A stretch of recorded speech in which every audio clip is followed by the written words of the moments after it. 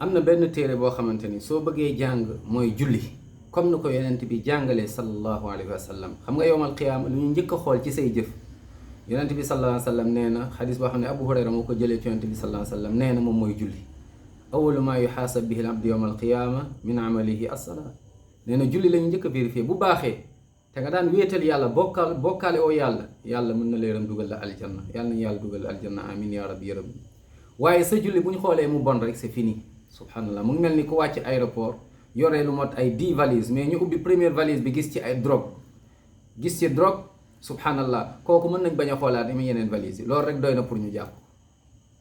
kon julli subhanallah ñu bari nag xamuñu nu ñuy jullee dañuy jaxase.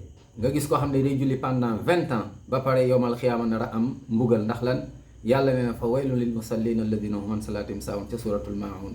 ca suratu Maryam yàlla mu ne fa xalafa min ba'dihim xalfun adaa'u salaa wa tamu shahawaat.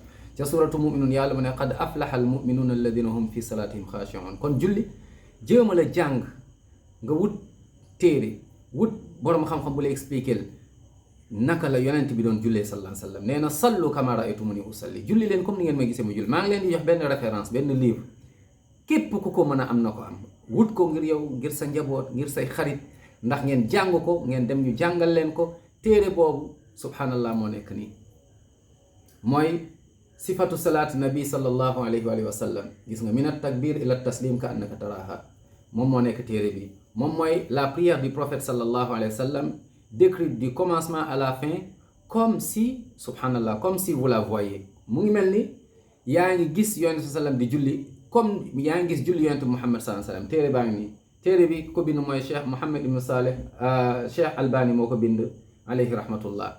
téere bi ku nekk na ko wut mooy comment prier le prophète Muhammad sallallahu alayhi wa sallam. téere bu am solo di la jàngal non seulement julli mais di la début téere bi di la wax par exemple ci imam Malik rahimahullah imam Abu Hanifa Shafi Ahmad ibn Hanbal rahmatullah alayhi ajmain di la wax ay mbir yoo xamante ni macha allah lu jëm ci julli sa julli allahu akbar. un des meilleurs livres que j'ai jamais lu sur la prière mooy téere bii nii. am na en arabe am na en français ku nekk na ko jéem a wut lire ko ndax lan nga mën a góorgóorlu julli comme ni yonent bi jàngalee sallallahu alayhi wa sallam ndax nga mën a texe mën a dugg aljanna. yàlla na yàlla yërëm ñu ñun ñëpp yàlla jéggal ñu yàlla boole ñu min ahlil janna. aljanna yaatu na ñun ñëpp xej nañ ci yàlla nañu yàlla dugal aljanna. ñi dëng sori yoonu aljanna yàlla na yàlla gindi leen andiwaat leen waaye ñi feebar yàlla na yàlla may leen ashifa may leen wër waaye yàlla na yàlla gindi ñun ñëpp ñi gaañu yàlla na yàlla jéggal leen xare leen aljanna.